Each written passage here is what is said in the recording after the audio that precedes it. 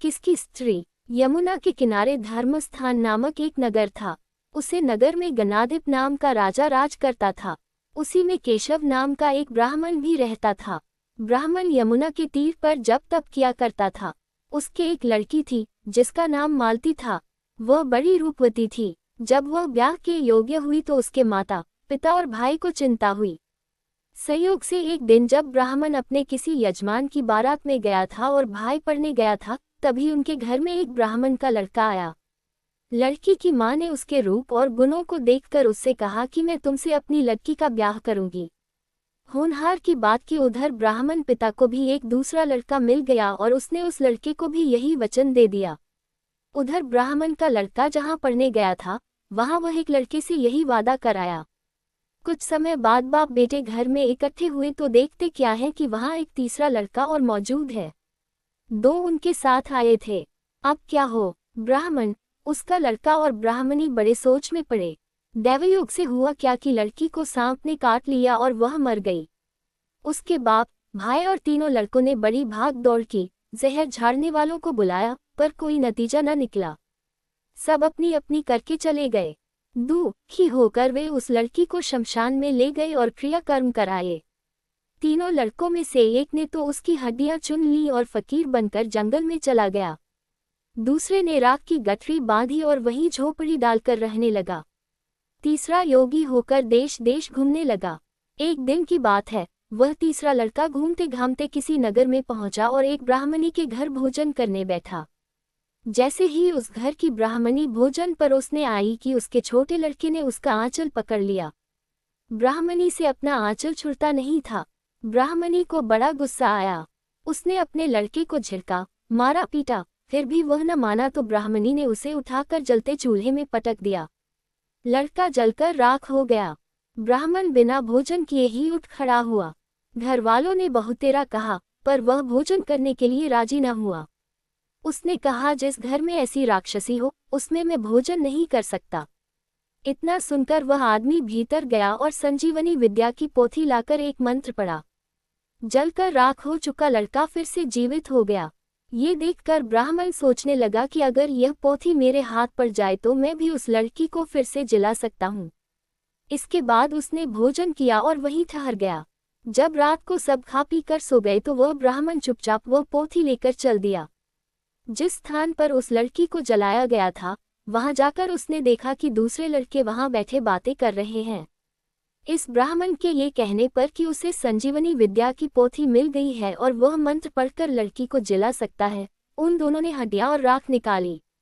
ब्राह्मण ने जैसे ही मंत्र पढ़ा, वह लड़की जी उठी। अब तीनों उसके पीछे आपस में झगड़ने लगे। इतना कहकर बेताल बोला, राजा बताओ कि वह लड़की किसकी स्त्री होनी चाहिए।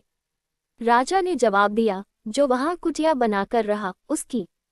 बेताल ने पूछा, क्यों। राजा बोला, जिसने हड्डियां रखी, वह तो उसके बेटे के बराबर हुआ। जिसने विद्या सीखकर जीवन दान दिया, वह बाप के बराबर हुआ।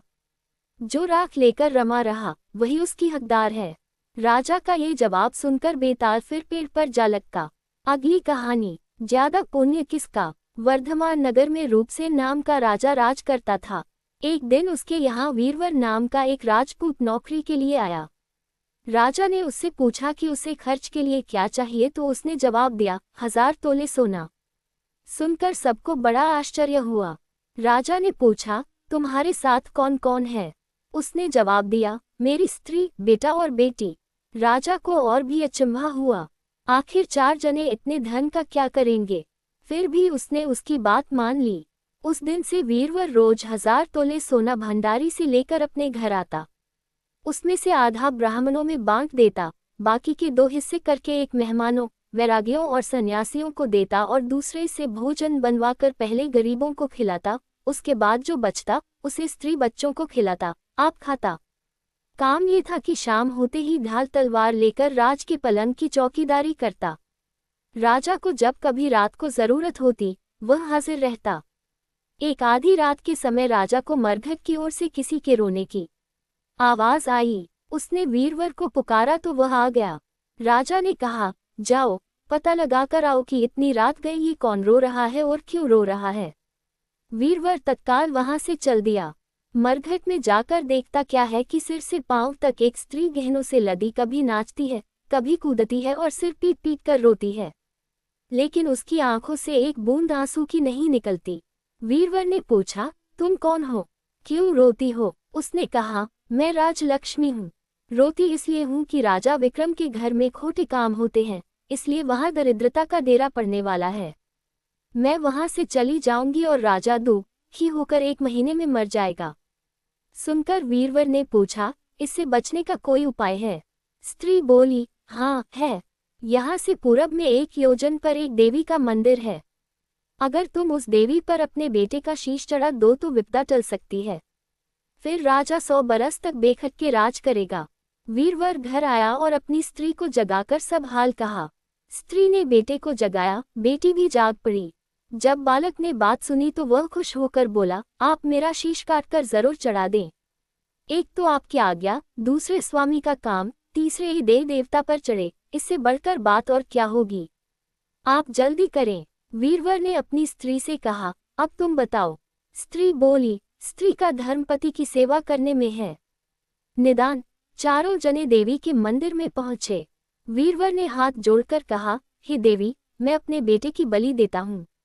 मेरे राजा की 100 बरस की उम्र हो। इतना कहकर उसने इतने जोर से खांडा मारा कि लड़के का शीश धड़ से अलग हो गया। भाई का ये हाल देखकर बहन ने भी खांडे से अपना सिर अलग कर डाला। बेटा बेटी चले गए तो दुखी माँ ने भी उन्हीं का रास्ता पकड़ा और अपनी गर्दन काट दी। वीरवर ने सोचा कि घर में कोई नहीं रहा तो मैं ही जीकर क्या करूंगा। उसने भी अपना सिर काट डाला। राजा को जब यह मालूम हुआ तो वह वहां आया। उसे बड़ा दुख हुआ कि उसके लिए 4 प्राणियों की जान चली गई। वह सोचने लगा कि ऐसा राज करने से धिक्कार है। ये सोच उसने तलवार उठा ली और जैसे ही अपना सिर काटने को हुआ कि देवी ने प्रकट होकर उसका हाथ पकड़ लिया। बोली, राजन, मैं तेरे साहस से प्रसन्न हूँ। तू जो वर मांगेगा सो दूंगी। राजा ने कहा, देवी, तुम प्रसन्न हो तो इन 4 को जिला दो। देवी ने अमृत छिड़ककर उन 4 को फिर से जिला दिया। इतना कहकर बेताल बोला, राजा बताओ, सबसे ज्यादा पुण्य किसका हुआ? राजा बोला, राजा का।